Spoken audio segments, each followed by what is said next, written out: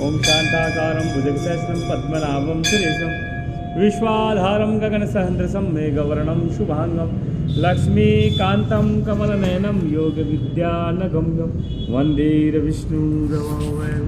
तो सच्चिदानंद भगवान की जय, श्री सीताराम जी महाराज की जय, श्री हनुमतलाल जी महाराज की जय। उत्तरता मंगसिर की मोक्षदा नाम की एकादशी।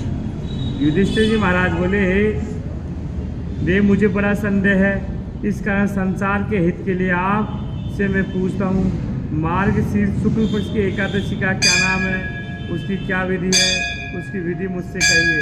श्री कृष्ण भगवान बोले, हे राजन,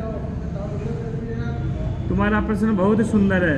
मार्गशीर्ष से कृष्ण पक्ष की जो उत्पन्ना नाम की एकादशी है, वह मूढ़ दैत्य को मारने के लिए मेरे शरीर से ही उत्पन्न हुई है, इसलिए मुझको बहुत प्रिय है। हे राजन, मैं तुम्हारे सामने चर अचर तीनों लोगों के हित के लिए उस एकादशी का वर्णन करूंगा। इसका नाम मोक्षदा है। ये सब पापों को हरने वाली, इसमें दामोदर भगवान की अच्छी तरह से पूजा करें, तुलसी की मंजरी और धूप दीप से अच्छी तरह भगवान की आराधना करें।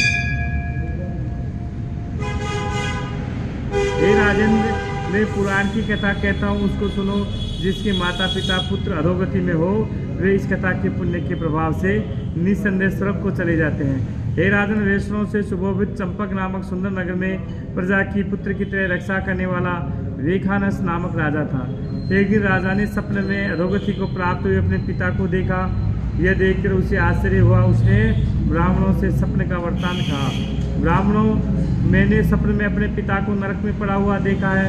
पिता ने मुझसे कहा कि हे पुत्र, मैं अधोगति में हूँ, मेरा उद्धार करो। स्त्री पुत्र मुझे अच्छे नहीं लगते, मैं क्या करूँ?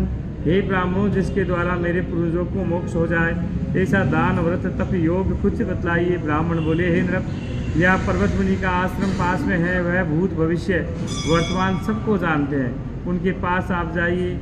वह राजा उनका वचन सुनकर मुनि के आश्रम में गया। वह आश्रम शांत प्रकृति के ब्राह्मण प्रजा और मुनीश्वरों से सुशोभित था। राजा ने वहां जाकर पृथ्वी पर साक्षात प्रणाम किया। मुनि ने राज्य के सातों अंगों की कुशल पूछी और कहा कि तुम्हारा राज्य निष्कटक तो है। राजा बोला, हे विप्र, आपकी कृपा से सब कुशल होने पर भी कुछ विघ्न उपस्थित हो गया है।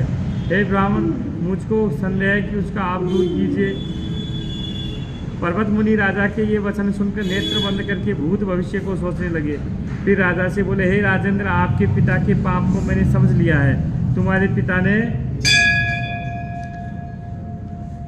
पिता ने काम के वशीभूत होकर स्त्री को रति दी और दूसरी स्त्री के आग्रह करने पर भी ऋतुदान नहीं दिया।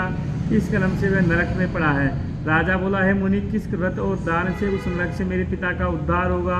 वह उपाय मुझसे कहिए। मुनि बोले, मार्गशीर्ष शुक्ल पक्ष में मोक्षदा नाम की एकादशी है।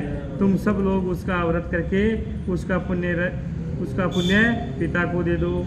मुनि के वचन को सुनकर राजा अपने घर आ गया।